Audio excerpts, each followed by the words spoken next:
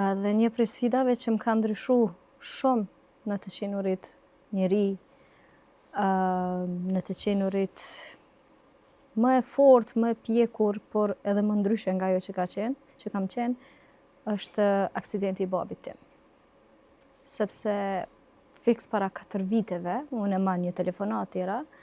ku më thuhet se nga peja po vjen me një ker të urgjencës babi, nuk dihej nëse ka shenja jete apo jo, por që ka qenë një aksident i madh dhe unë mandej e shoh në media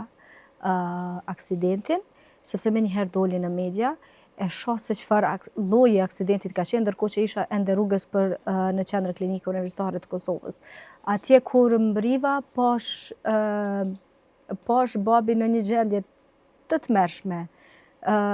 jeta vdekje, dhe në një moment ndjeva lumturi dhe është shumë e çuditshme, sepse duhet i kuptoni njerëzit të cilët edhe mund të qeshin në situata të vështira, sepse gjithë rrugës qajta dhe kur mbriva atje dhe e pash që po flet, fillova edhe qesha, sepse u lirova që është gjallë. Por tani përballeshim me krizën për jetë dhe gjithçka ndryshoi brenda sekondit dhe tingëlloja sikur nuk jam mirë, ndoshta sepse po jap reagime dhe emocione të çuditshme. Dhe mu desh ta mbledh veten edhe të them, ok, në rregull, tani duhet me pas se çka me bë për me shku tutjen dhe me shpëtu, sepse kishte dëme të tmerrshme të cilat jetojmë edhe sot. Fraktura të mëdha, gjithë pjesa e këmbës ka qenë e thyer, i gjithë krahu, brind, kishte shpuarje në mushkrinë e majt, kishte thyerje në pjesën e fytyrës. Do të thotë, gjithë ato që kam i thonin mjekët, sikur më vinin